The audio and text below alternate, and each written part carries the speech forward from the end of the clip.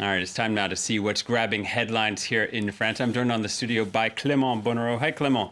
Of course, headlines being dominated today by the meeting between Emmanuel Macron and Russia's Vladimir Putin for the first time.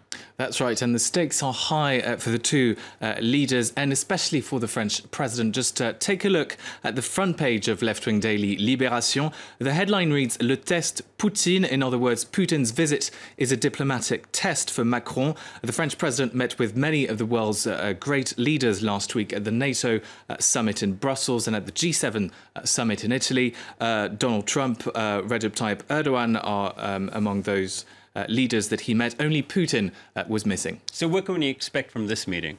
Well, Libération says tensions are likely to emerge. The two men disagree on a number of key issues, including the ongoing conflict in Ukraine and, of course, the war in Syria. Libération interviewed a former spokesperson of the opposition Syria National Council. She urges Macron not to fall in Vladimir Putin's trap and think about the millions of Syrians who've been displaced by Russia's intervention in the country. She says that Macron must work with his European partners to revive the Geneva peace talks. Now, of course, France has always said that Syrian President Bashar al-Assad must go, but Russia has been reluctant to let go of one of its closest allies in the region. Tensions over Syria, but tensions could also emerge over Russia's alleged attempt to interfere in the French presidential election.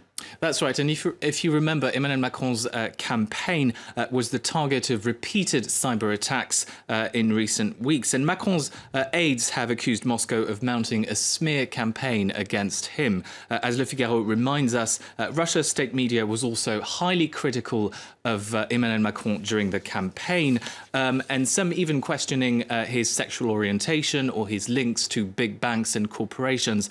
They were much more positive, though, about Marine Le Pen, the far-right leader. Putin himself was accused of clearly siding with Le Pen and favouring the far-right leader, even though he never explicitly backed her.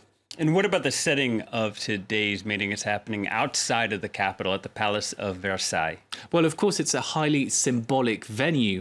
Le Parisien notes there's an exhibition underway that marks 300 years of ties between France and Russia since the visit of Tsar Peter the Great to Paris in 1717. And Le Parisien writes, and it's quite interesting, that it was actually Peter the Great who first broke with Russia's isolationism to seek alliances in Western Europe, especially with France. So perhaps this meeting, Le Parisien says, will be an opportunity for France and Russia to put their differences aside and work together to tackle some of the world's most pressing issues. All right, and changing gears now, Donald Trump back after his maiden voyage abroad as U.S. president. He wasn't getting the warm welcome he was expecting, was he? That's right, to say the least. Donald Trump has returned home to confront a growing political and legal crisis over his administration's alleged links to Russia.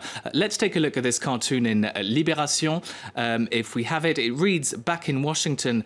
Well, unfortunately, we don't have it, but it reads "Back in Washington." I'll try and describe it for you. And so you see Donald Trump descending the stairs of his plane, and there's a group of protesters holding anti-Trump signs, reading "Trump out" or "Trump resign." And as Trump descends the stairs of the plane, he thinks to himself, Europeans are right, the current climate is terrible. Obviously, that's a reference to his opposition to climate change and the Paris Climate Agreement, which he still hasn't said whether he would continue to support it. All right, and real quickly, we got to end now with the Cannes Film Festival, Swedish film The Square winning the Palme d'Or.